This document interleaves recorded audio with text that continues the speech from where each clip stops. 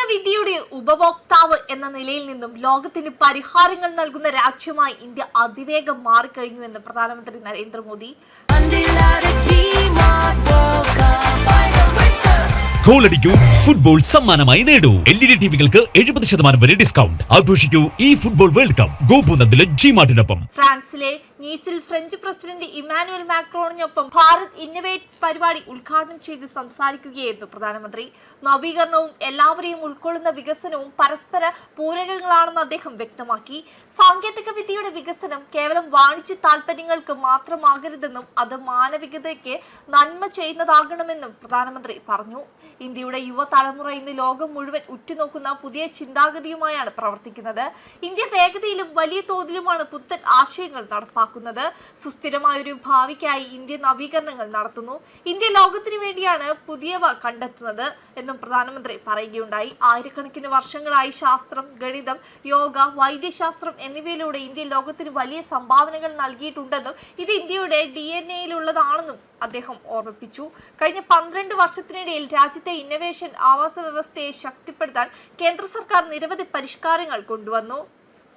Patent filing നടപടികൾ ലളിതമാക്കുകയും incubation ശൃംഖലകൾ സ്ഥാപിച്ചതും സ്കൂളുകളിൽ അഡൽ ടിങ്കറിംഗ് ലാബുകൾ ആരംഭിച്ചതും ഇതിന് ഉദാഹരണമാണ്. നിലവിൽ ലോകത്തിലെ ഏറ്റവും വലിയ മൂന്നാമത്തെ സ്റ്റാർട്ടപ്പ് വ്യവസ്ഥയാണ് ഇന്ത്യയിലുള്ളത്. 2 ലക്ഷത്തിലധികം സ്റ്റാർട്ടപ്പുകളുടെ വൻ ശേഖരം ഇന്ന് ഇന്ത്യക്കുണ്ട്. നിക്ഷേപകർക്കും സർവകലാശാലകൾക്കും സംരംഭകർക്കുമായി ഇന്ത്യയിലേക്ക് വരൂ, ഞങ്ങളോടൊപ്പം പ്രവർത്തിക്കൂ. Design in India, develop in India വഴി ലോകത്തിന് ആവശ്യമായ പരിഹാരങ്ങൾ ഇന്ത്യയിൽ നിർമ്മിക്കൂ എന്ന് പ്രധാനമന്ത്രി ആഹ്വാനം ചെയ്തു. ഇന്ത്യയും ഫ്രാൻസും തമ്മിലുള്ള ബന്ധം പരസ്പര വിശ്വാസത്തിലും പങ്കുവയ്ക്കപ്പെട്ട കാഴ്ചപ്പാടുകളിലുമാണ് അധിഷ്ഠിതമാണെന്ന് പ്രധാനമന്ത്രി വിശേഷിപ്പിച്ചു. ചടങ്ങിൽ സംസാരിച്ച ഫ്രഞ്ച് പ്രസിഡന്റ് ഇമ്മാനുവൽ മാക്രോൺ ഇന്ത്യയുടെ മേക്ക് ഇൻ ഇന്ത്യ പദ്ധതിക്ക് ഫ്രാൻസിന്റെ പൂർണ്ണ പിന്തുണ പ്രഖ്യാപിച്ചു. ആഗോളതലത്തിലെ 500-ലധികം പ്രമുഖ നിക്ഷേപകരും കോർപ്പറേറ്റ് സിഒമാരും പങ്കെടുക്കുന്ന ചടങ്ങിൽ വിദേശകാര്യമന്ത്രി ഡോക്ടർ എസ് ജയശങ്കർ, വാണിജ്യ വ്യവസായ മന്ത്രി പീയൂഷ് ഗോയൽ എന്നിവരും പ്രധാനമന്ത്രിക്കൊപ്പമുണ്ട്. മുൻപ് ഇരു രാജ്യങ്ങളും തമ്മിലുള്ള ബന്ധം സ്പെഷ്യൽ ഗ്ലോബൽ സ്ട്രാറ്റജിക് പാർട്ട്ണർഷിപ്പ് പദവിയിലേക്ക് ഉയർത്തിയതിനു ശേഷമുള്ള പ്രധാനമന്ത്രിയുടെ ഈ സന്ദർശനം ഏറെ പ്രാധാന്യത്തോടെയാണ് ഫ്രാൻസ് വീക്ഷിക്കുന്നത്. അതേസമയം ഫ്രാൻസിലെ പരിപാടികൾക്ക് ശേഷം പ്രധാനമന്ത്രി സ്ലൊവാക്യയിലേക്ക് തിരിക്കും. 1993 സ്ലൊവാക്യ സ്വാതന്ത്ര്യം നേടിയതിനു ശേഷം ഒരു ഭാരതീയ പ്രധാനമന്ത്രി അവിടെ നടത്തുന്ന ആദ്യത്തെ ചരിത്രപരമായ സന്ദർശനമാണിത്. സ്ലൊവാക്യൻ പ്രധാനമന്ത്രി റോബർട്ട് ഫിക്കോ, പ്രസിഡന്റ് പീറ്റർ പെല്ലെഗ്രിനി എന്നിവരുമായും അദ്ദേഹം കൂടിക്കാഴ്ച നടത്തും.